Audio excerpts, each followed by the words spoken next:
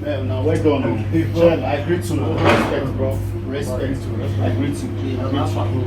Man, who is that? Rambo. Gigi. No, now you be this. Now you. You dey enjoy yourself. You dey drink the soup. That is nothing. Rambo, no. I don't want join you. Rambo, since day I dey call you. You dey block my phone. No. Don't. Please, I need my money right now. If you don't pay me my money, I go give you No. I need my money, Rambo. No hold me. Leave me, no hold me. So you dey run for me since then. You come here, you dey enjoy yourself. You dey form big boy. You don't do. Wait, you dey you want beat me with my money? You want beat me? I need my money, bro. I don't know what this guy do. This guy beg me money. No hold me. See, forget this one. I don't listen. No. I need my money. If you know me, I rest for this kid. Just give me my money. No, they beg me. Please. You dey avoid my call system when I dey call you. But you come here, you dey enjoy yourself. You dey see. I don't get that time. I need my money right now. See, I don't want you that beg. Epa, don't say fashion. Don't epa. I say boy na e. Igo borrow me o ma o no rie me. Ori le me. I me do jam me mana. Ori pepper soup nwe rie me mana. I me we no ri go me. No ya borrow me go sit down ma o na ya. Don't. 200 euro. No, I beg that. No, let me fight you.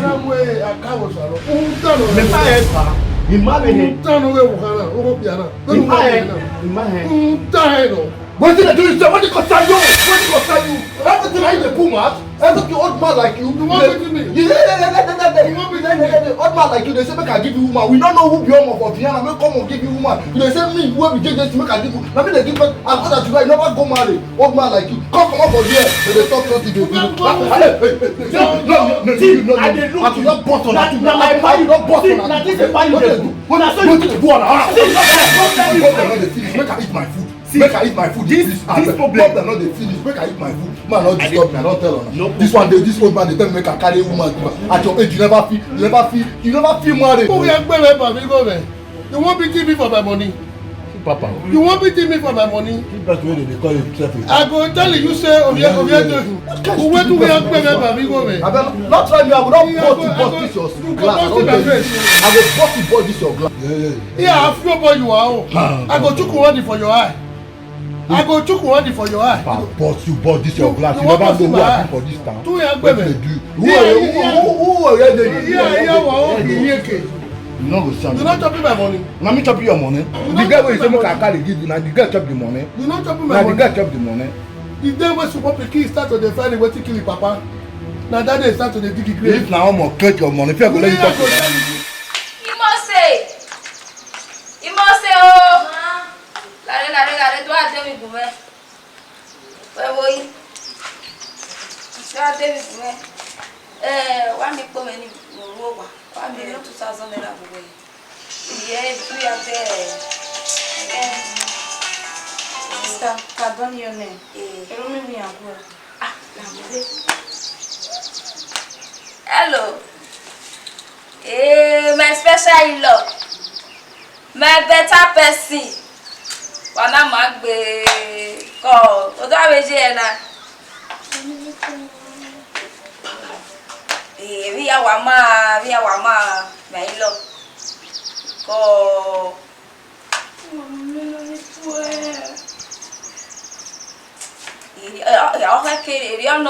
kekere wa agba oge o we magbe ni a we magbe egu wa na ma de gba be faye. Yes now. You're a good man. Sit down with me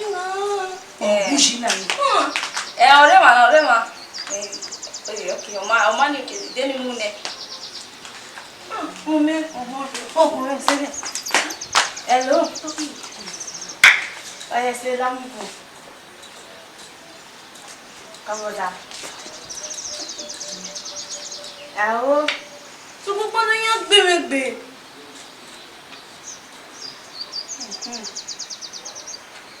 Caminha.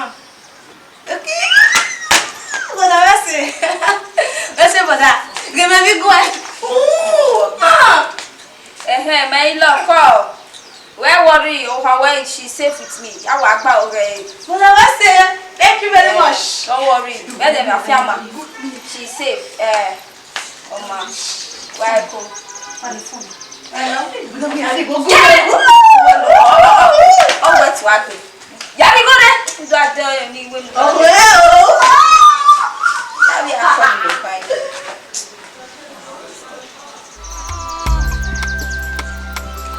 Hello.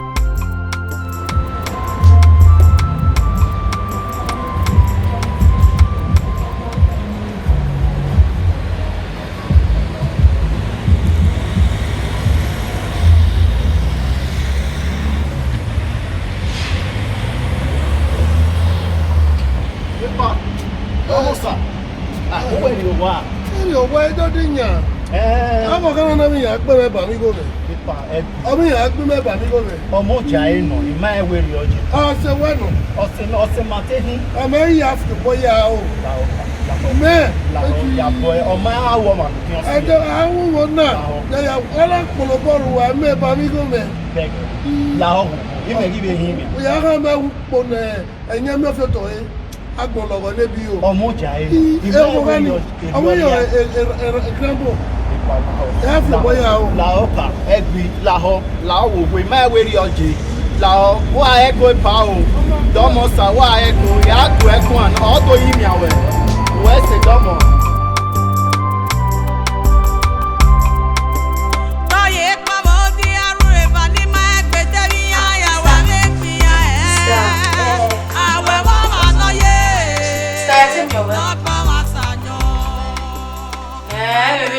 I'll see when on. Igbe wa wo mi ro mi o. Oh, we ni yawe win. Yeah, that's a good thing. Even no money here now. That's a good idea. Oh, where yan re do mu me. Where the base ba win na ni an win out do ni. No wa mo bo movie o do te lo keke stylist. When you work with oh, we have a 300,000 men. You have agreement. Keke in here, ya jina. 300,000. That's good. Eriono. Ero be ya gbe. O pe no we gbe no ko ya lo. Oh, dollar that boy she. Mama, you say not to this guy. O pe na o me si no. He's a good guy. She put that say. No that omo no ma. Oh, zi mama bon mama. How people tell? Sister. Oh, why am I 300,000 and me wa for nowhere? Sister Igo. Aya Boja no wrong like that. Aya Demi nani. Where my? Huh? We sister like Igo. What's it like Igo? Huh? I'm already in no you know all to left one. Sister Ione. You know what anyone marry you. You want be like we are where we be no carry we na understand. So then we were here we wanna. No wrong your Esther is around. Oh ma, no that you no call worry no how no way. Oh ma oyi. Oh ma we do have. Oh my sister has it's your body the guy na he say. Oh ma, I want to do some shopping. Oh ma, then it's going. You know what on I need ice cream. Oh ma, I'm on the boat. Stay back.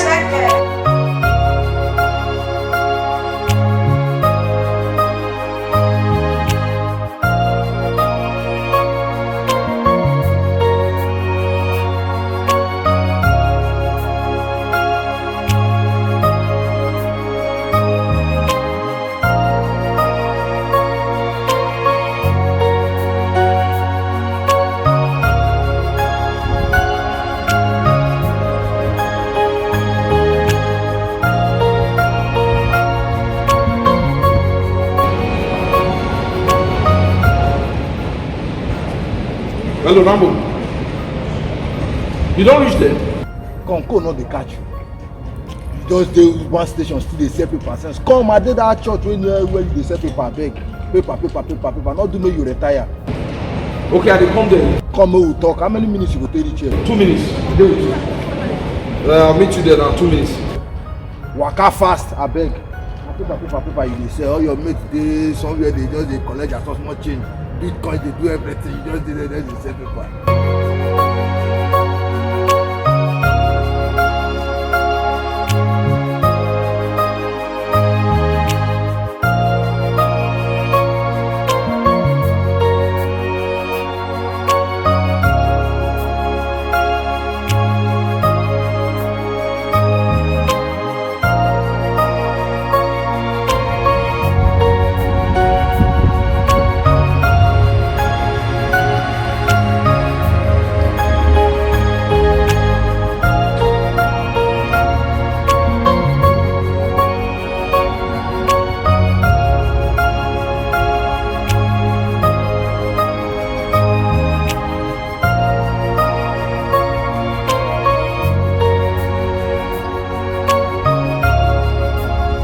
How far?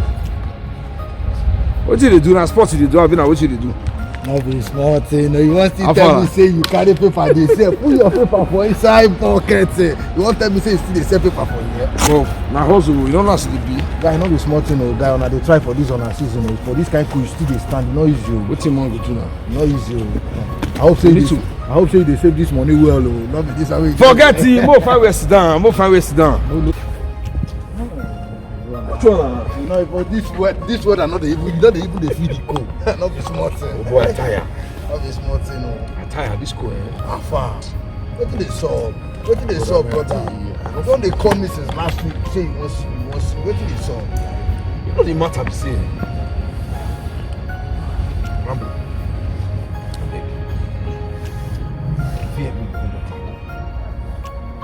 Man, just get some more stress and I'm using money. Hey. Get more stress. My guy, everybody gets stress for Europe. Not be this one where they say you get more stress, you get more stress. How far? IMS not they pay you.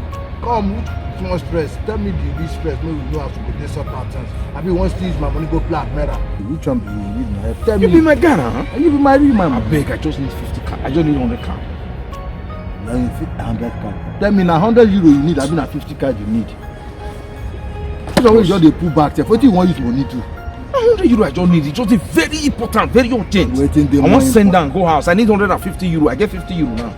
You want to send my money go house? I just need that now. I need that. What do you want use and do? Not they tell me say you need my money. Tell me if now waiting go profit you. So make I for invest for another money for inside. Make I know say you invest a profit two of us. Which one they say you need? Rambo, this one matter within life and death. This money is very important to me. Rambo, you go help me. Not to be say not go see forget. Not be say not go help you. Tell me what you want use my money do before I give you. My money not they go be a bank. Rambo, I will give you back. I'll give you back. Oh, you go give me back. What do you want use my money to? Tell me. Now that one they had you to talk. That my girlfriend from Nigeria. Which your girlfriend from Nigeria? That one went You know. You don't tell anybody this matter. Say you got girlfriend from Nigeria.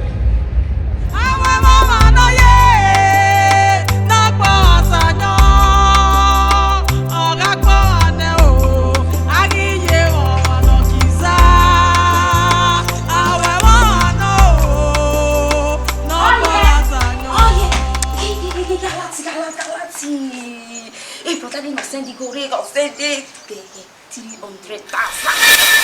Hey! I don't know send it go now. Yes, now. Sister, ya wa kiss Romeo. You wa call any wa kiss. You get it. Yeah, man. 300. 300,000. He gonna what? He gonna what? Like 1 million. Sister, you wa. Hey, get there. Oh.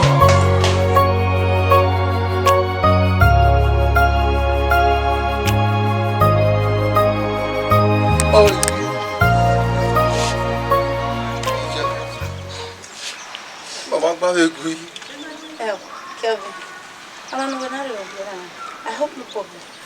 Okay. Now bad thing if I call look for my babe.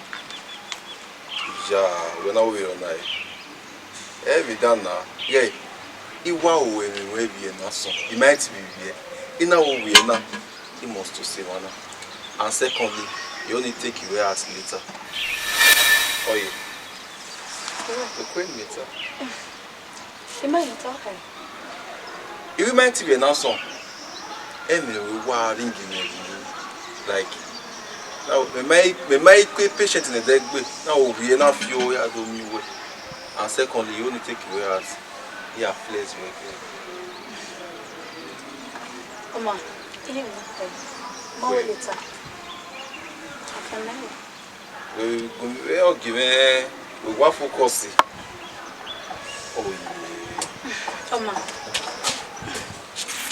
Oh, my papa will say, this is good. Oh yeah. How are you? Are you okay? Yeah, I'm okay. You eating? Yeah. Oh.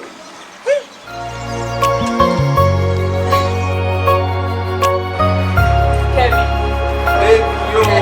What do I post? That's never done. Oh no, we have to figure out. we waje. Kege ni dia kwa lo so kwa. Yimi we.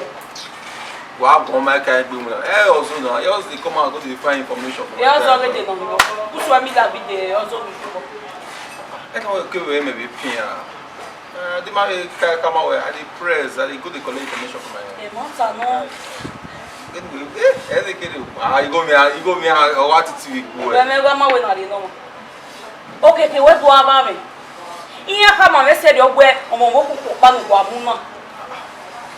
So papa no uno me ke noji. So papa no mi ado kama me imajaji o. Imajaji ruda imabe oni judge. Ijaji. Trust it then, you know. Okay. You don't know the kind of boyfriend we get. I want to come out with more. Where come on? Imagine roba me, you go so papa ne majali. Aga mi ege ni ya tari o keneje. Hey. No gbe ni ale yin na gbe ole. Ah, ni ale ga wa eva. Nothing they have. I will cool no ege no gbe ya mo. Yeah, I want to tell you why I get full every duty like you. You go for ya. You do that for me now. Why am I ready? Everywhere good. Have fun now. I just dey. So papa no jere kun where what a man can do, a woman can do it better. Why you never? Gay, aga mi lo ya dey.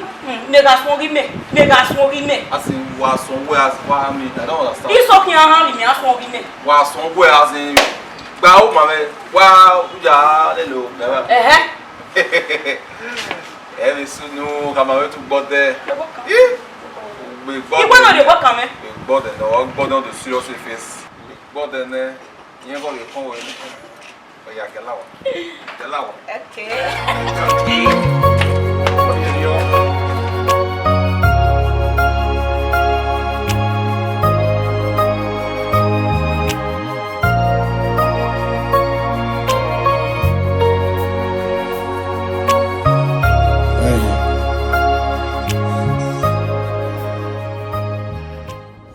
Ehimwenma.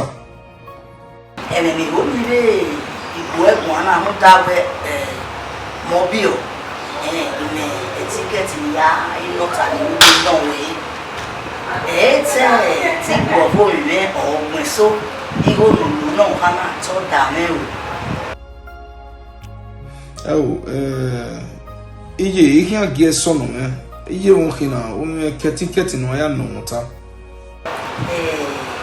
In a way, I believe in you.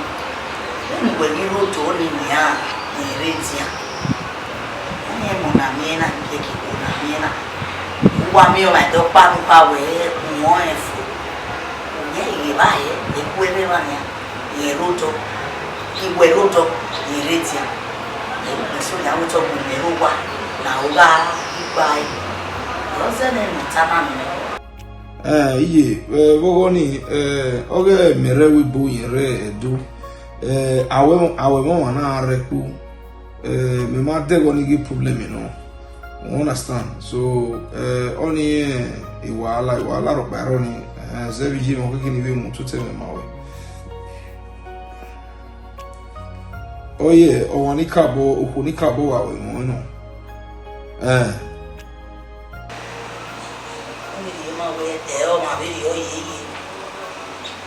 Bye. Let's say we have that 7 or more. Me baby. You know how many killing on you? No, you be I will pamu. Women on the time out. We cannot wear a home and maybe you walk by. Mere we boni only problem. And they carry time where woge yaya mie image yoni ya mwigo yo hu oni imama ni no ubo ye be kotapa ni oni no we ngbe na ti e to wa ya na re oru do mwigo yo wa ya we marriage we ne de wa ya ti wa e na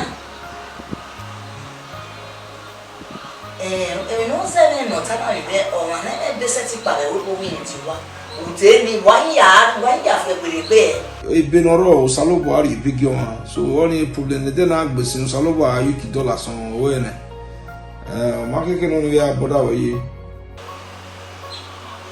mi me wo sanya ti sari we o bi ya no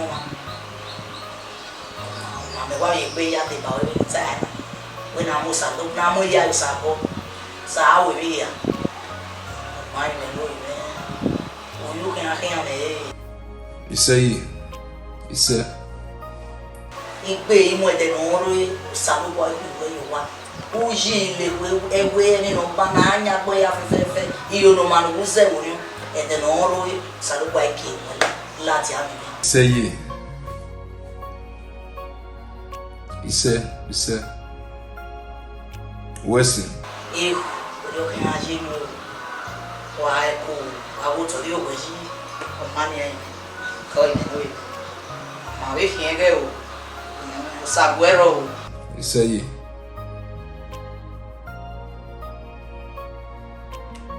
ati we mo ya wo le ti we cool iyi wa boda we are in ya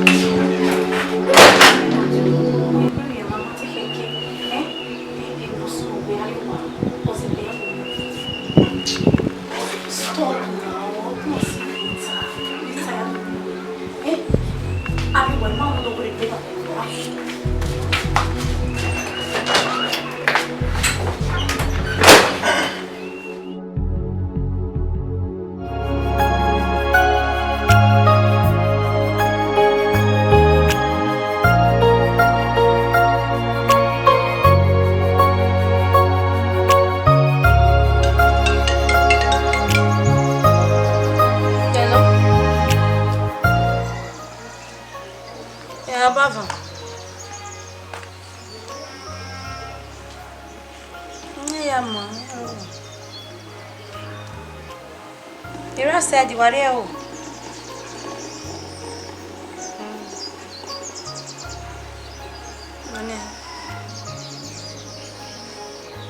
Wow, 200,000. Thank you very much, my baby. Who is it?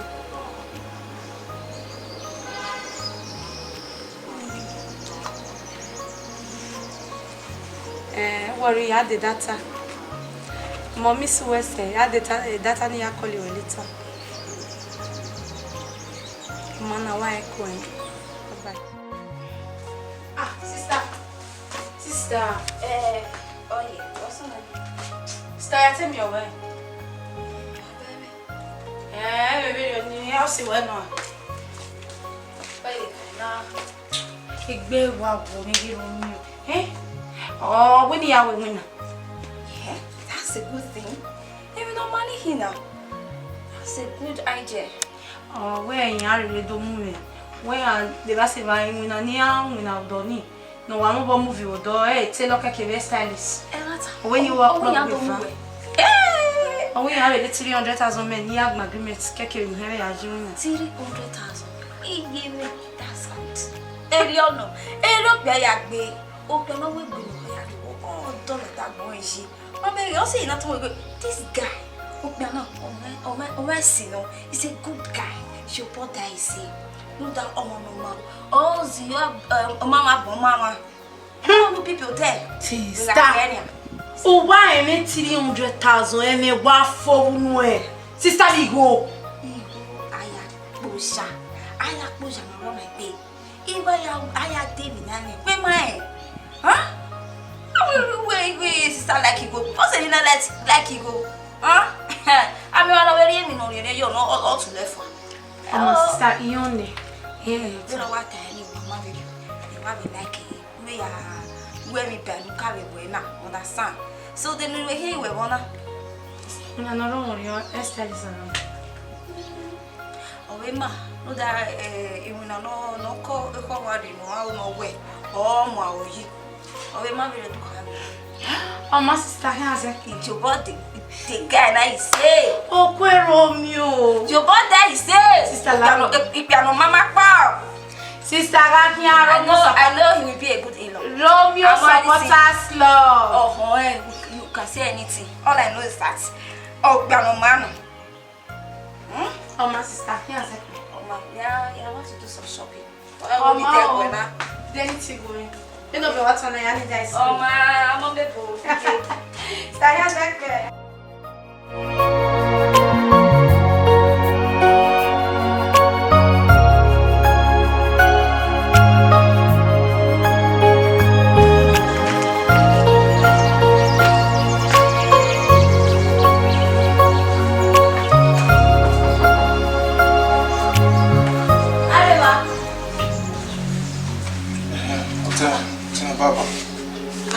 what are what's the now? I agree. Yeah, instead of supposed to mommy or get you are get audio and now all yet to go the man or what to Stammer. El stammer wa. Take on about this here you. Make no la. With the bed dinner. What why cannot? You must have oh. Egbe amu ekwa. Ọmọ tó ní ní wá ha ma yi ro wa. Omi ade yeke. Ogona do tu agbe. Lawa. Wow. Wa wa yo mu. Kevila ede. Ni ke ko no ba si ejo. E je ma me fort. Ọmọ da wa. O ti mo. E wori ya isi. Ko. Hello, baby. Hello. How are you? Why you just still around? You know, I mean, yeah. I'm okay. Wait, if you're from my mom, be okay. Okay? I love you too.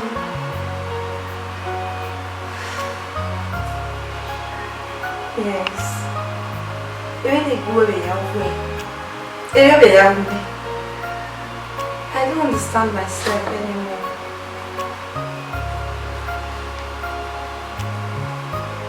Same thing, no matter where Facebook came and I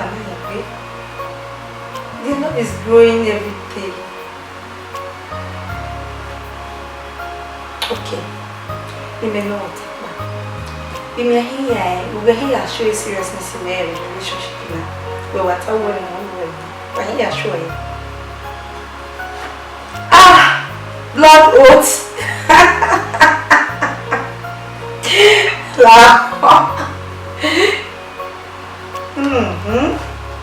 I show you seriousness.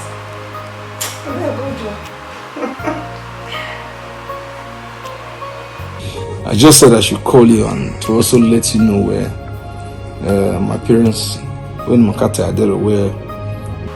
Okay. Any problem now? Go see them.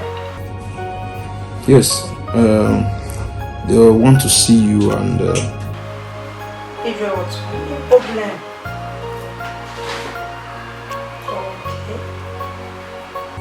Okay, I will give them your number then. You give her my number. Or what's the number? I maintain here. Call you. Why make arrangements now? Don't tell me how to you or anyhow they can meet you. You know I missed you. I missed you so much. Sure.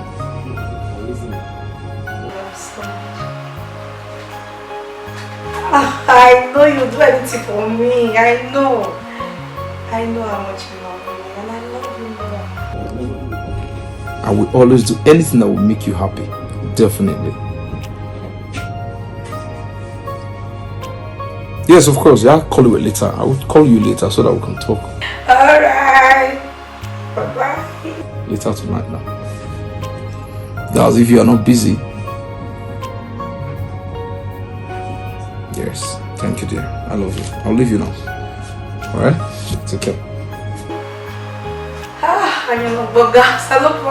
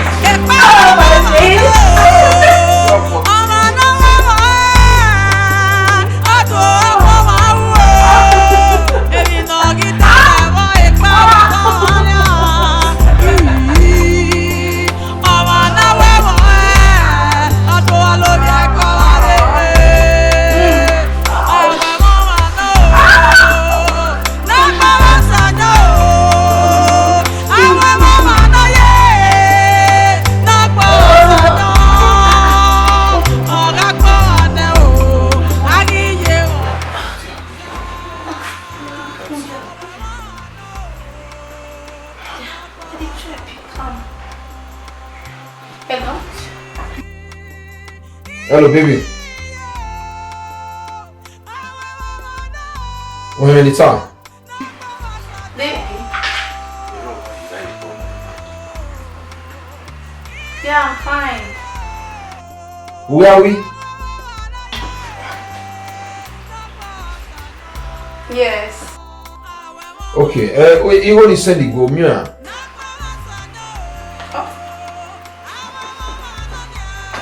Of course, yes.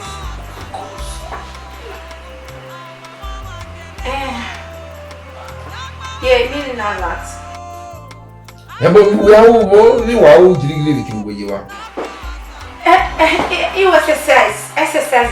You must see. Okay. All right. Yeah, I'm doing exercise. But me he Sandy wa in Ehimwenma.